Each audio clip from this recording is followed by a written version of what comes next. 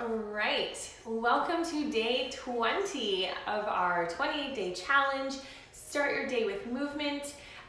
Today you need your mat and a little towel, dish towel, or if you're on carpet, probably just wearing your sock is enough to slide along the carpet.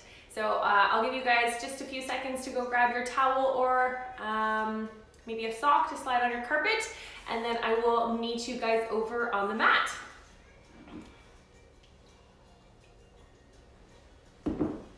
We're going to start in a standing position. Start with your feet parallel with each other, about hip width apart. You're going to curl your chin in first, round your back, go reach for those toes. Try to get your hands as close to the ground as possible, keeping those knees straight.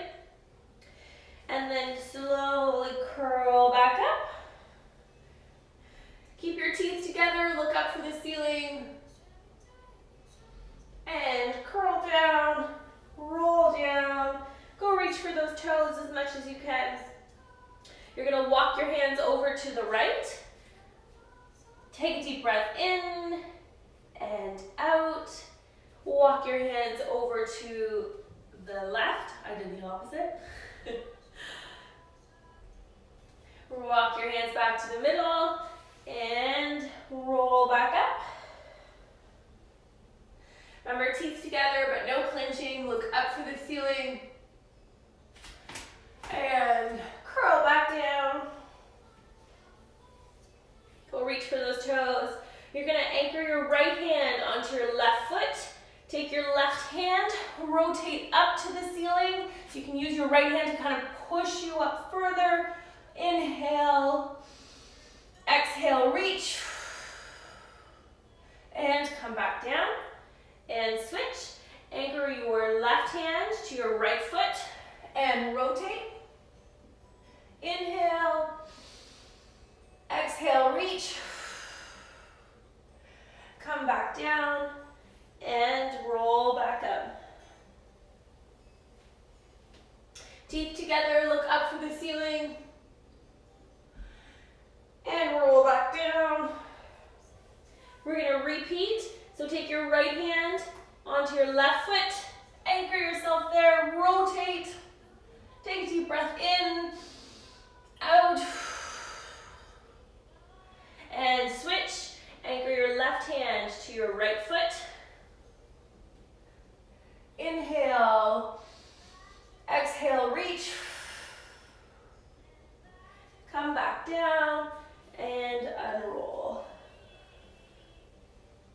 Look up for the ceiling, keep those teeth together. Should feel a nice stretch down the front of your neck. Curl back down, one vertebrae at a time. And now you're going to try to squat as low as you can, keeping your feet parallel and your heels on the ground. So I know not everybody can reach this range of motion, so do your best. And then I want you to start leaning from side to side.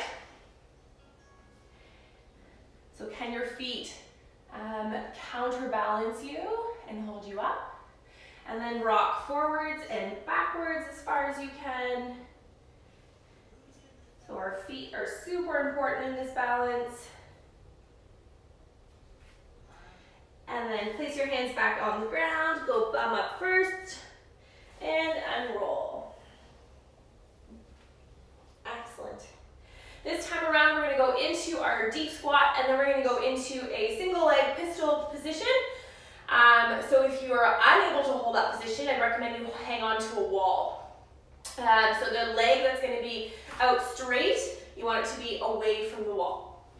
So we're going to curl down one vertebrae at a time. Squat down.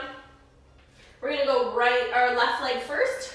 So you're going to bring your left leg up. See if you can hold. If you're unable to hold, just keep your foot on the floor. Then we're going to roll our leg to behind us and then straighten our legs. Lots of single leg balance today. And then squat back down and straighten the legs. So you're in a much more narrow stance than typically done with this stretch. Our foot is nice and close. Squat back down. Straighten the legs as as much as you can. Squat back down. Make sure your knee is as far past as your toes as possible. That's important in your single leg stance. Then you're going to take your left leg, bring it up and around, tuck that leg back in, and go up into your your straight-legged position, and roll back up, one vertebra at a time. Look up for the ceiling, and come back down. We're going to do the other side, so turn yourself around so you can hang onto the wall. I know it's kind of like a challenging series for single leg balance, but that's kind of the point of these sessions, is to push you to explore different movements, different ranges of motion, and maybe explore what your body can and not yet do. So, feet together first. You're going to roll down one vertebrae at a time. Reach for the toes. Squat down. Take your right leg, bring it out in front. See if you can hold first. Then swing it around. Tuck your toes under. Straighten the leg. Squat back down. Straighten your legs. So we're kind of in like a kickstand position. So our legs are pretty close together. You would typically see this if you were doing like a kickstand deadlift. Let's do one more. Straighten those legs up as much as you can and back down. Try to get that left knee as far past your toes as possible so you're actually leaning forwards. Take your foot off the floor, swing it around into your single leg squat. Bring it back in for your squat, two-legged squat. Put your hands back on the ground, straighten out those legs, and roll up. Excellent. You're gonna go into your deadlift position.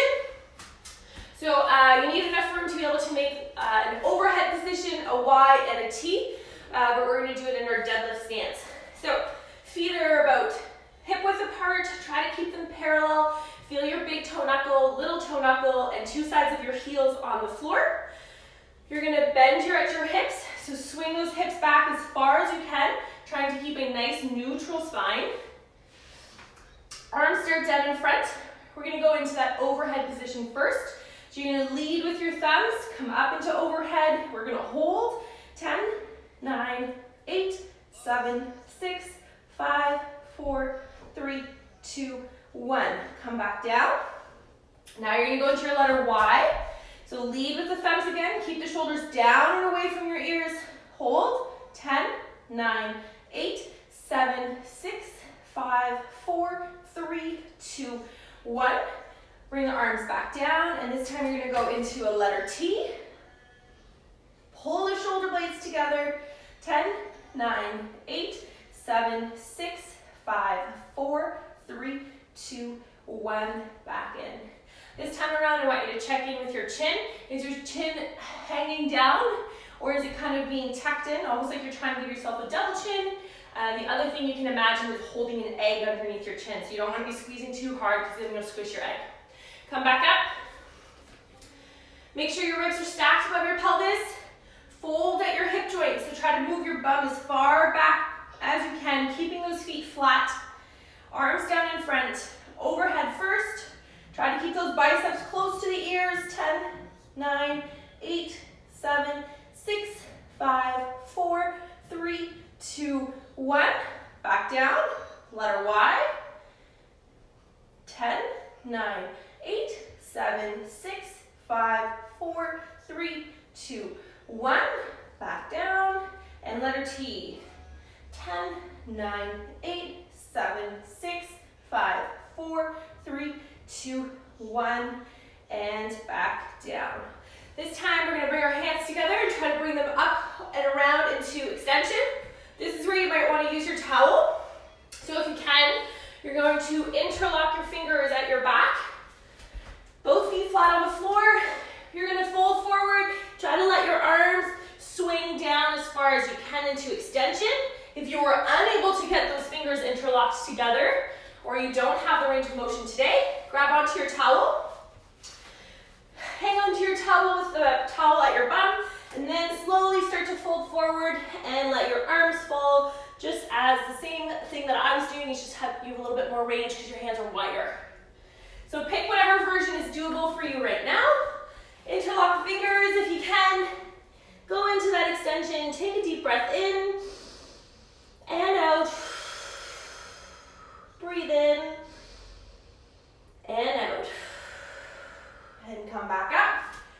Shake those arms out. We're gonna try that once more.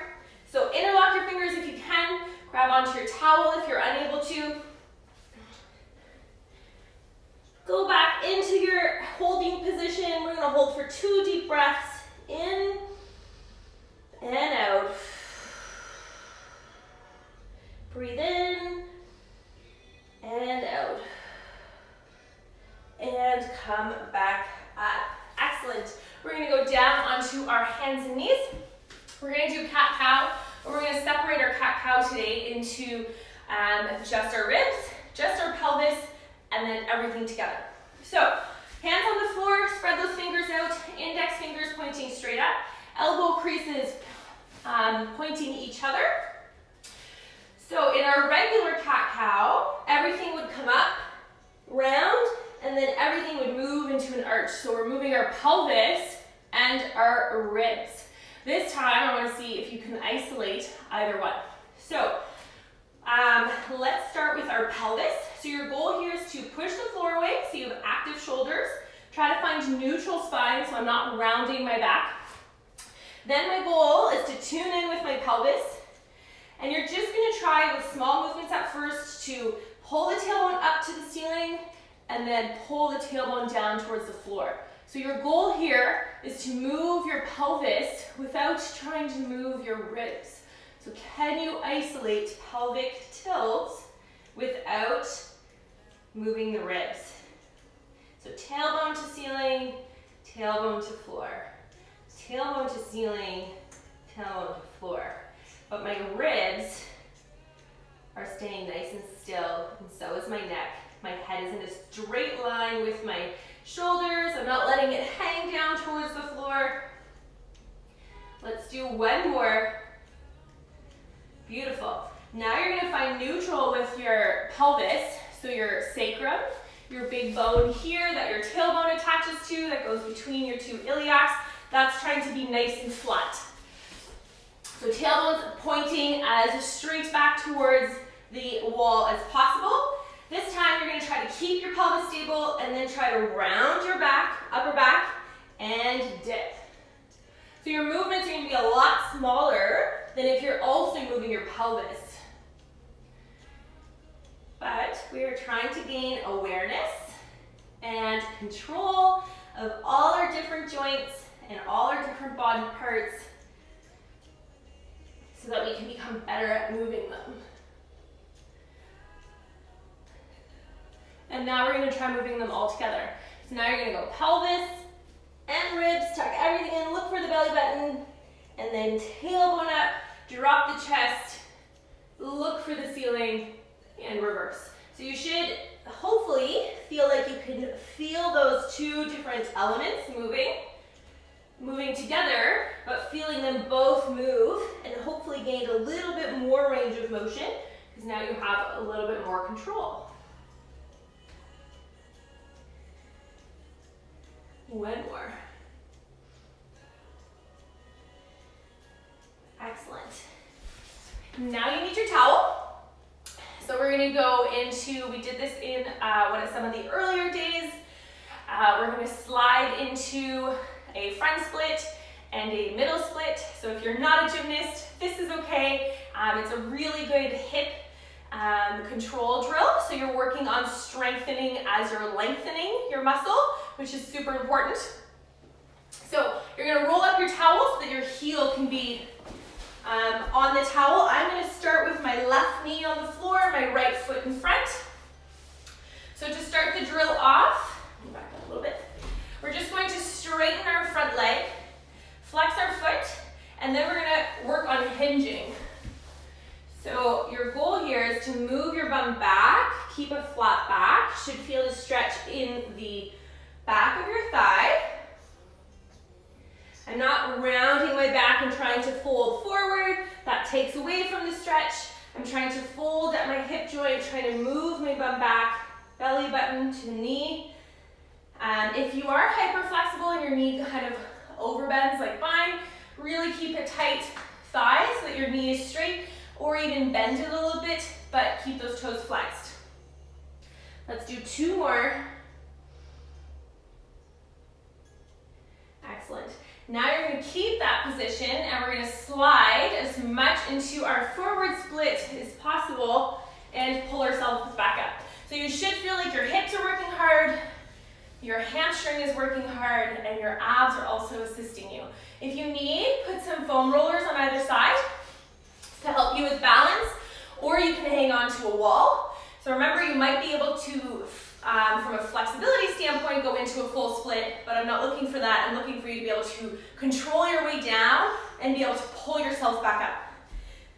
So leg in front, slide down as far as you can, pull yourself back up without arching your back. That's 1 of 6. This is 2, 3, 4, 2 more, 5, and 6. Same leg out to the side. We're going to do the same thing. The goal here is to slide out into a middle split as much as you can and then pull yourself back up. If that's really too much for you, you can work on just bending the knee and sliding that foot in and out. And also your motion can be very little, right? The whole point here is to go where your range of motion is doable today. So make sure your abs are on so you're supporting your groin. Slide out as far as you can and make sure you're able to pull yourself back up. That's 1. 2. Remember, don't let your knee go into hyperextension. 3, 4, 2 more, 5, 1 more, and 6. We're switching, so you're gonna go towel underneath left foot. We're gonna go forwards first, so remember, no hyperextension. Keep the foot flexed. You want both your iliac bones pointing forwards, abs on tight. Slide down as far as you can and pull yourself back up. Working on hip balance at the same time with your right hip. Slide down, pull yourself back up. That's 2. A trick is to push your front heel into the floor, create more tension. That's 3, 4, 5, 1 more, and 6. Now you're going out to the side. If you are really nervous about going too far, you could also limit yourself to the wall, knowing that the wall is a distance appropriate for you. Abs on tight. We're going out as far as we can and pulling ourselves back up. That's 1. 2. Don't mind my hip popping. Too far for what I can control. 3, 4, 5, 1 more, and 6. Excellent. So if you have been following along every day, I hope you noticed a slight change and you're able to go a little bit further. And if you're unable to go any further, that's okay. I'm sure you don't practice those skills every day. The idea here is that we're getting better at controlling our hip movement and becoming a little bit more mobile. Straighten out your mat. You're gonna come back onto your hands and knees. We're gonna do some wrist work. So we're gonna start with our hands on the floor, palms on the floor, hands facing forwards. We're gonna rock as far forwards as we can and push ourselves back. Rock as far forwards as we can and push ourselves back. Rock forwards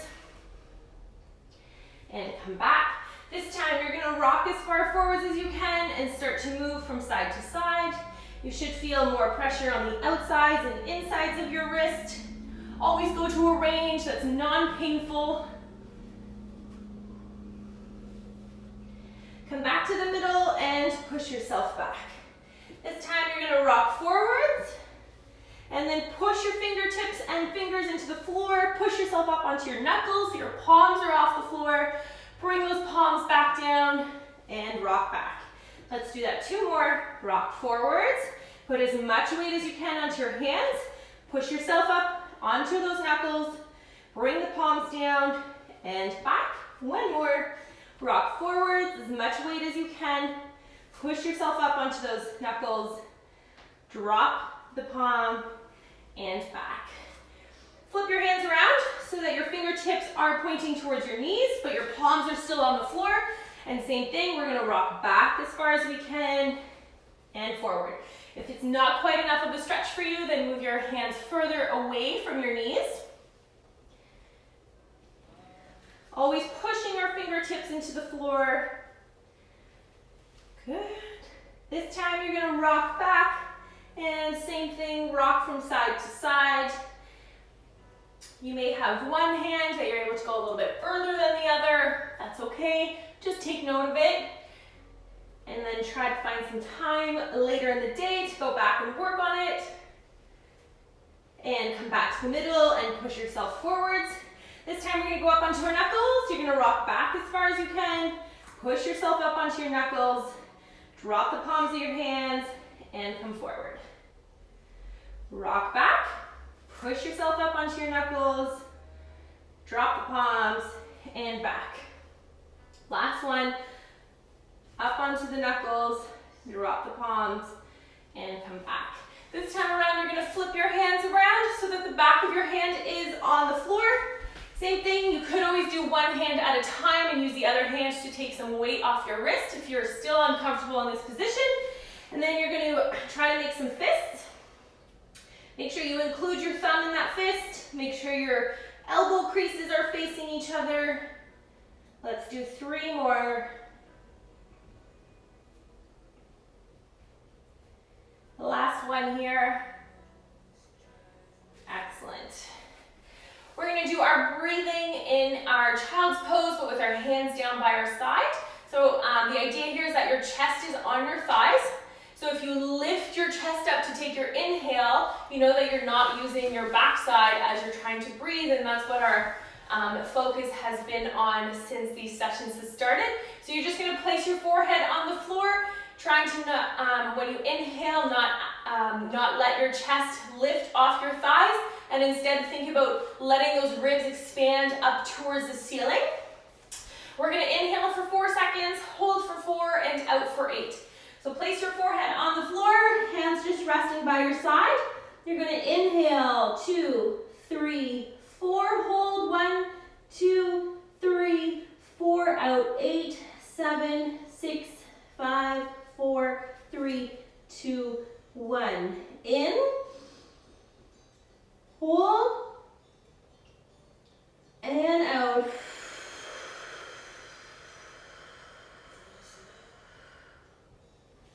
Breathe in, hold, and out.